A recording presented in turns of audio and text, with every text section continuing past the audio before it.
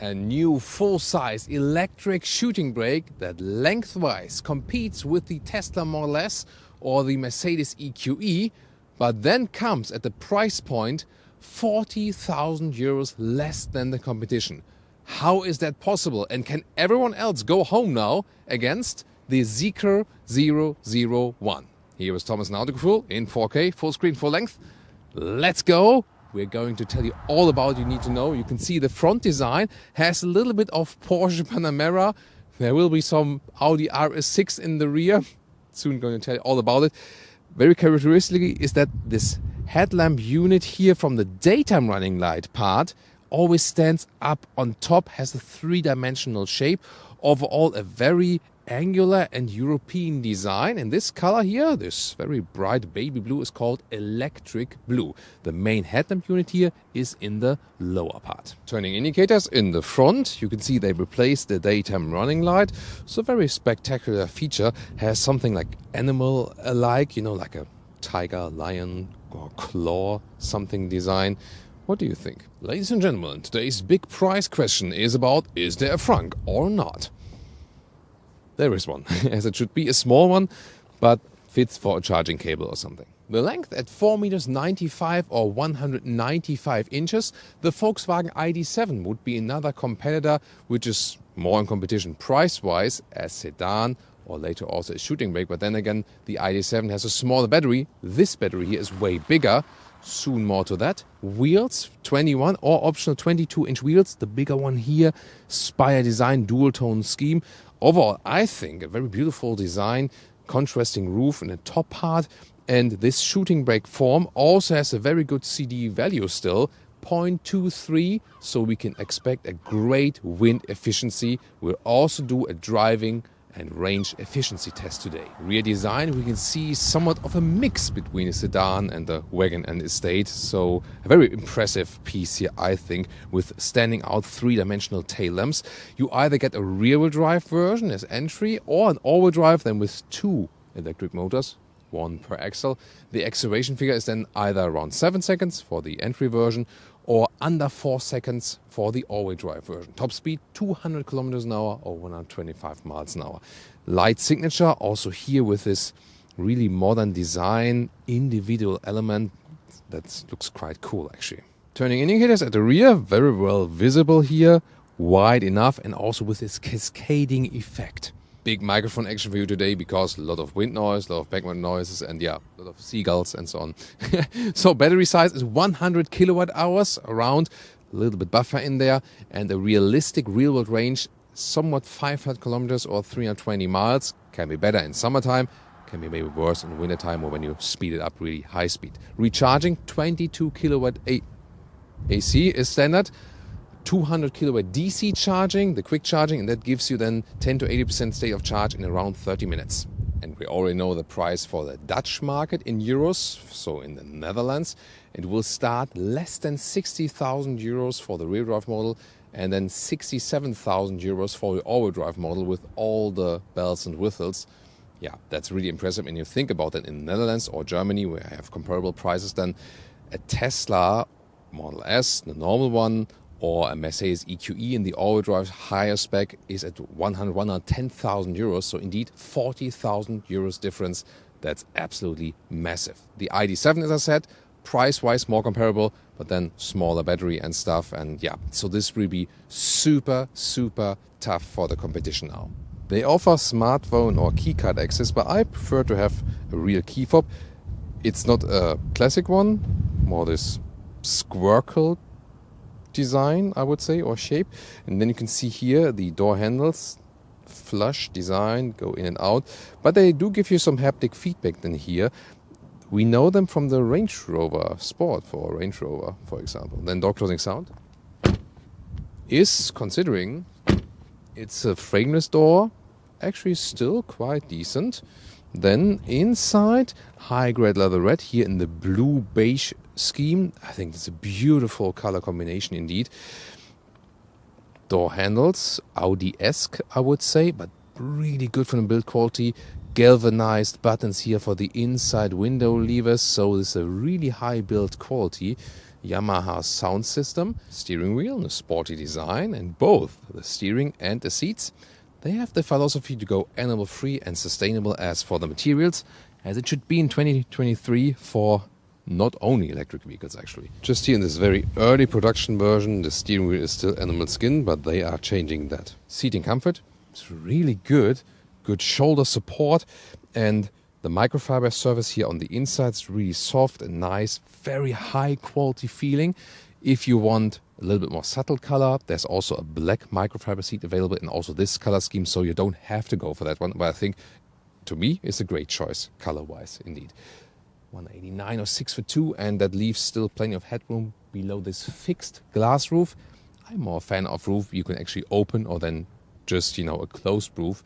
Because, yeah, they all have this, heat protection, but it still will get somewhat hotter. I have the feeling, this does remind me a little bit of the Audi seats, and the whole interior is, see here and there, to me, a mix of like Audi and, of course, the middle screen. Yeah, we see clearly this is inspired by Tesla, this 15.4-inch screen. NIO has already done that they picked almost the same layout. Now also Zeekr does it. It is because Tesla set the new standard there in a way. However, what I criticize with Tesla, NIO, and also with Zeekr is, in a way, when you're stationary, it's okay. But to control something like that while driving, it's just too complicated. When they would use the large screen and then make everything larger, then it would be easier. The temperature control always in the lower part here. Then you have seat cooling here. So a microfiber seat with seat cooling. Wow, that's the best as for the climate comfort you could imagine. And also seat heating, but they don't work on a parallel basis. Well, they have one alternative, and that is in the head-up display. So at the moment, I'm sliding on the steering wheel, slide right, and then I can also control the vent strength. And here, like recent calls and so on. Yeah, we know a similar solution from Tesla in the instruments then, but I don't know. What do you think? Is this a real alternative to a metal knurled temperature knob? For me, not, but at least something. And if you have the optional air suspension in this higher trim, or is included in the higher trim, you can also set the height here, but it's also doing that automatically. And the steering wheel adjustment, that's another thing I do criticize, is done here at the steering wheel. We also know that from Tesla, but here you actually don't know what you're doing. So okay, this is up, this is down, this is up, and right side is out, left side is in. But you're kind of like moving that in the dark here on that field. Yeah, I think a separate stock column for that here would have been better, definitely. And they will also offer Apple CarPlay and Android Auto. Yeah, you won't get that one in the Tesla. However, we cannot show that to you yet. The software status is not up to date yet. We can just take their word for that at this moment. And then you can have some more apps. For example, you also have the camera here internally, where you can take selfies. Yeah, in China, that's a big thing. I'm not sure if European or American customers would actually do that. And then we can also switch it around, like on the iPhone, and take a view to the front for some landscape shots or parking lot shots. Oh, did I pay the parking? Psst. And I want to show to you that the car internal GPS is quite responsive. However, when you have a very long route, it does not automatically calculate the charging stops. That's a flaw. The Volvo Android Automotive system can do that. They use a different own one. Digital instruments, easy, clear to read, and I think that's totally enough. And I'm glad we still have digital instruments. You have some hotkeys in the lower area. Here, for example, also to open the trunk from the inside. And then this one here on the right is for the glove box. A premium design also for the lower middle console. Here this microfiber surface, and then there's inductive charging pad. Shifting lever goes like this, drive, reverse.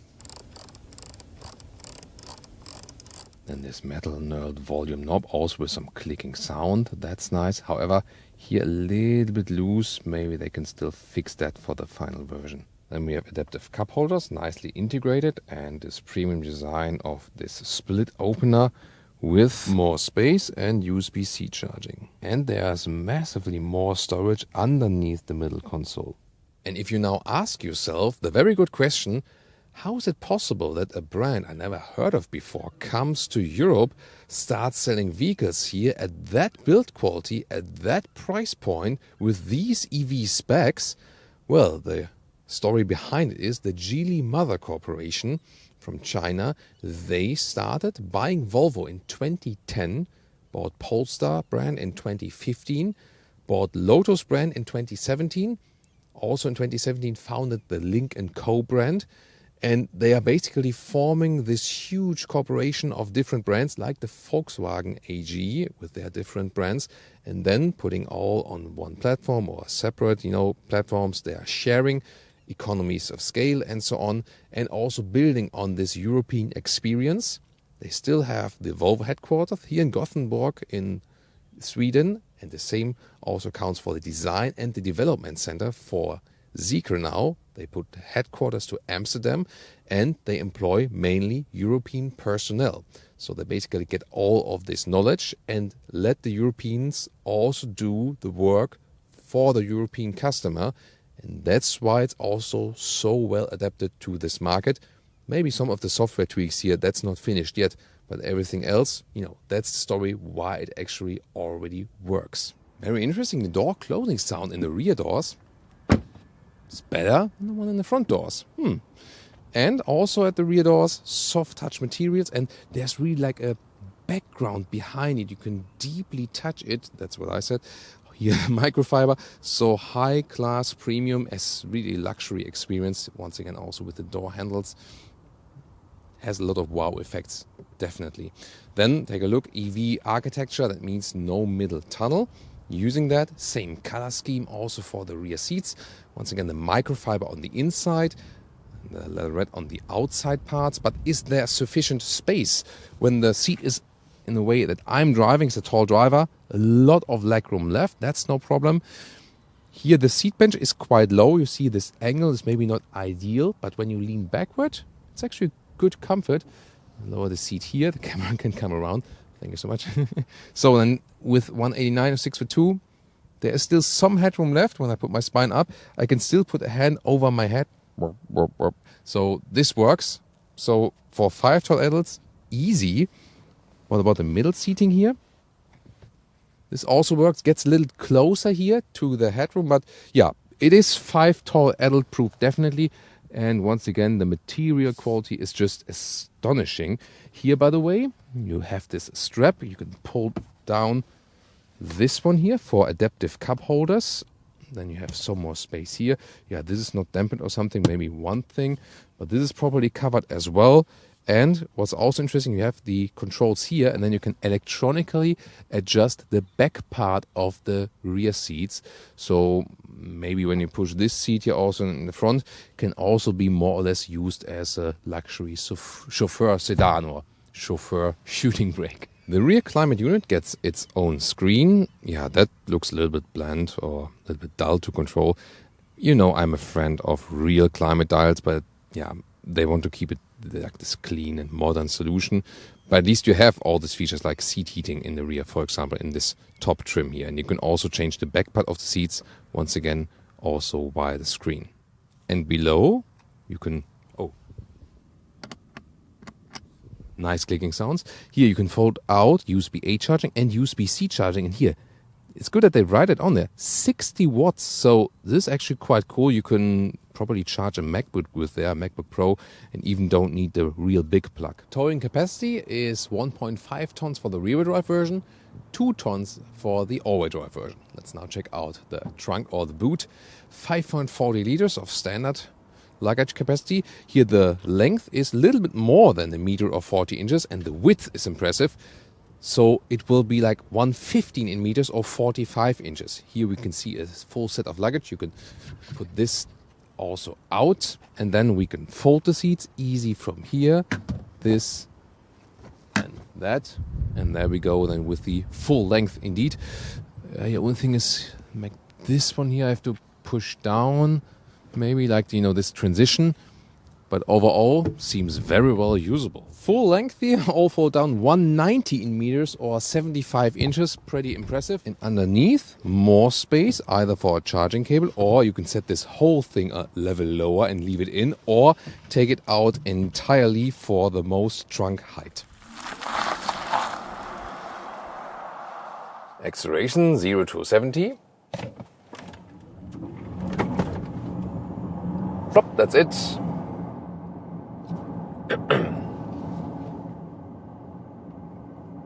There was no police, no. Yeah, it's like in the moment you want to stop, you already reached more speed. But here, of course, in Sweden, you have to pay close attention to that. So we will closely keep the speed limit now. Yeah, with acceleration, especially with the electric vehicles, always so tricky. So you've seen that. Wow, that went so quick here in the all-wheel drive version. Yeah, I mean, the pure rear-wheel drive version is significantly slower, yes, but then of course also a little bit lower in the price.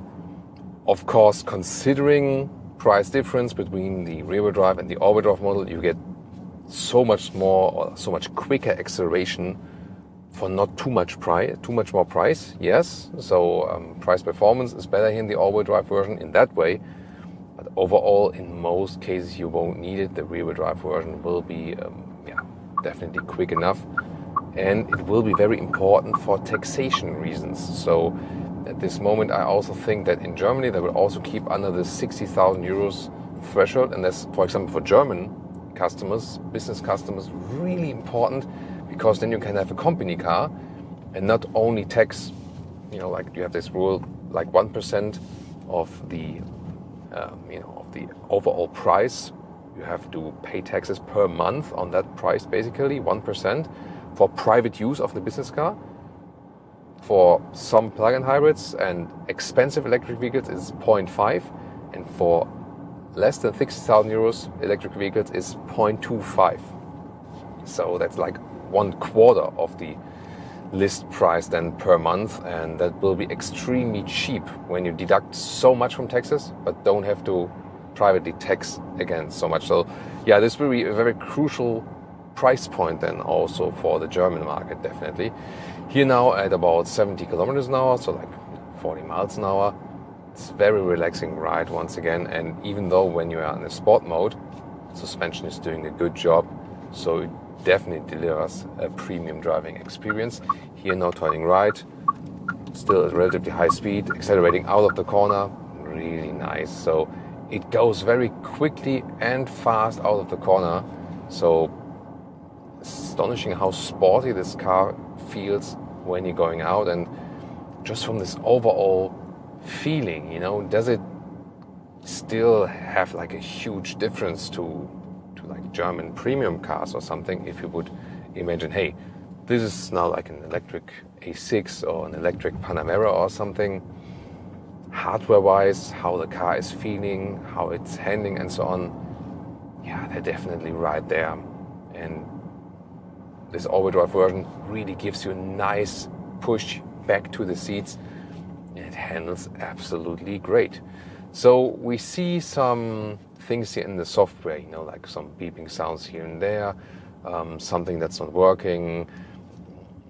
It's of course still in like a very early stage for the vehicle, because they have been developing this one in a very, very short amount of time, also comparison to classic manufacturers. That's of course chance and risk at the same time.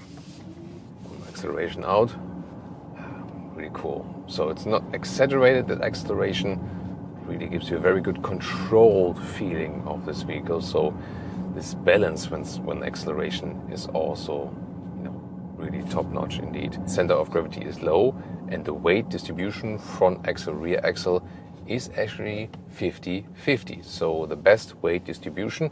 And you also feel that although it's actually quite large and heavy, it doesn't feel like that.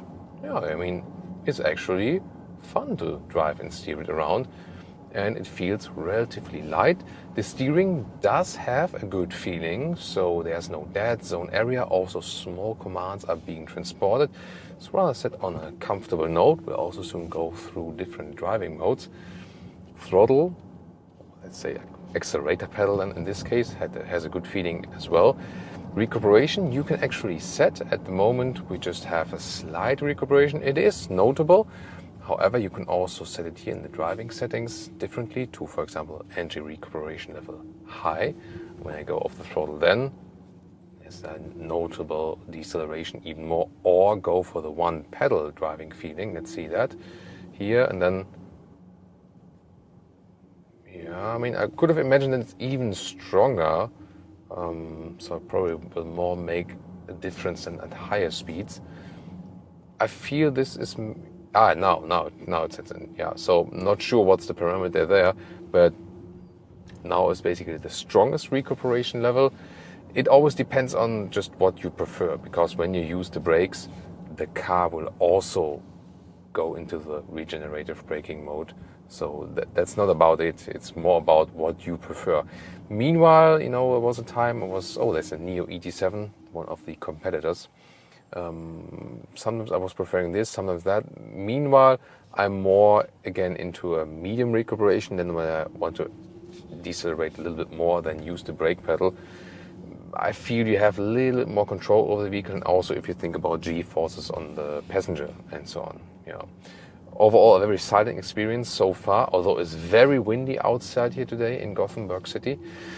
No, not Gotham, Gothenburg in Sweden. But the city driving experience so far is very likable, and it indeed gives you a premium feeling. There's no rattling, there's no annoying noises somewhere, and then we enjoy these premium materials here and so on. And people try to cross the street, although it's green traffic light. I don't know what, like green traffic light for me and red traffic light for pedestrians. Is that a Swedish rule? No, I'm just kidding. I don't know. Maybe they're not from here. This is the speed warning. Yeah, that's about it. It's a new European law that there has to be a warning as soon as you exceed the speed, and it will always be again the case. This is not manufacturer specific, it's the law. The only thing is that, for example, Mercedes offered us a hotkey, like on the infotainment system, also on the steering wheel, to deactivate it then, because at every startup it is renewed. This will be a part of our reviews from now on as well. Here they don't offer a hotkey for that yet, but I think manufacturers will quickly pick up and decide for that. Oh, here the turning indicator sound. That's a little bit weirdo, right? So that doesn't sound too premium. But lane changing, for example, here is, that's turning indicator sound together with speed warning. Here, the overspeed warning, we can shut it off here. Yes, confirm. Yeah, but that's not something you should do while driving, actually. So yeah, I'm waiting for some, more creative hotkey solutions for that, actually. Here, when being in a comfort mode, it's really nice and smooth already. So you feel that the hardware of the vehicle is really good. You can have the different suspension modes for that too, in the quick settings. At the moment, comfort mode, everything is really soft with that air suspension.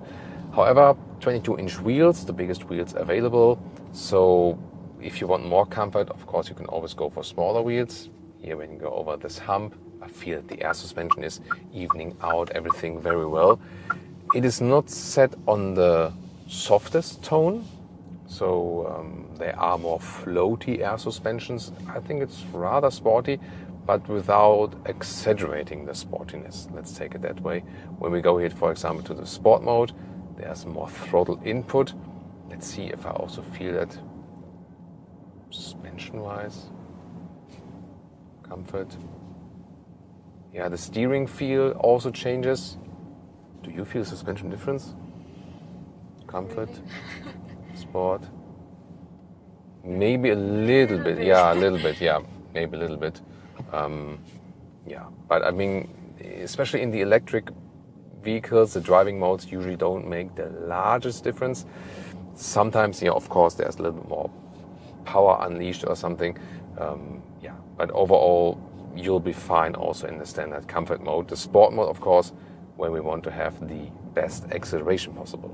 Yeah, when we look at the outside and see like a Panamera EV, it kind of also feels like that, or something similar I would also expect when we can drive the A6 e-tron for the very first time. That is what I would also expect from these vehicles. So all the hardware facts concerning awesome vehicle.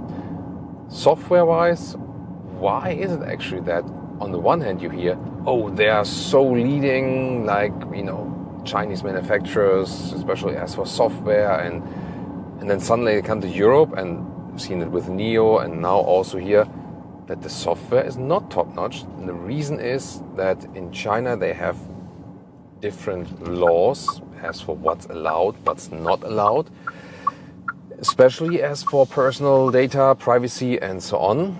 And here, most of the stuff that's allowed in China is not allowed here in Europe or even in the US. And that's the reason that they cannot use the Chinese infotainment system. And the voice assistant, for example, same with Neo, will work so much better in the Chinese versions than here in the European versions. They have to basically build it up from ground on. And some things are actually quite good and function very well. Some other things are not working that well. And we really have to see so many times we've heard from manufacturers, no matter which manufacturer, also, for example, with VW. Yeah, that's all prototype stage, and then there will be a software update, and then it's fine. And it wasn't fine. So we have to see, we will follow this brand as well and see, can they keep their promise that they also update the software and, fix the rest and so on. But I feel user interface-wise, some things are fine. Other things like controlling the temperature when you're like a 22 degrees Celsius or 72 degrees Fahrenheit guy, AC auto, whatever. But when you are a guy like me who tries to change temperature while driving, it's still annoying. And no, I don't want to use the voice input. I don't like talking to my car. That's maybe also difference to European, American versus Chinese market. Actually, I heard that, in the Chinese market, people enjoy talking to the vehicle and kind of feel safer when having the interaction. For me, I just want to turn the knob and that's it, and I don't care about talking to my car. I want to talk to people while driving, or concentrate on the road, or do both. But I don't want to talk to the car. Yeah, that's at least my 2 cents as for that. And also when like seat heating, seat cooling, it just takes away too much attention from me. So user interface wise, I'm not super happy about this vehicle. And this slightly booming sound from the electric motors, it's not that much audible, but from what you hear, you always think, is there an ambulance coming somewhere? Just, not that loud, but like, oh, is there an ambulance like really far behind us? So that is something else I found a little bit annoying. But the driving like hardware, and this and the turning indicator, but driving it from the hardware perspective, steering, chassis, suspension, noise insulation, and so on, as for outside noise and so on, this is really an outstanding job. And here the consumption shows 19 kilowatt hours on 100 kilometers. That's more than 3 miles per kilowatt hour. And that means more than 500 kilometers real world range, clearly more than 300 miles. Something you can really work with indeed. So overall, I really think that design-wise, exterior, interior, build quality, material quality, driving quality, so there's ride quality, fun, suspension, everything, really top notch, and at that price point with that battery, almost unbeatable. Just here the user interface, especially while driving and software-wise, I think they're still a little bit behind. Also assistance systems-wise, we could not test that yet today here. It's not ready yet. So we'll see if they can make it, if they can manage it, or if then the traditional manufacturers or Tesla can keep up with a little bit more experience they now already have. It will be very exciting and we'll keep you updated. For example, also with the competitors of the VW ID.7 or the Tesla Model S.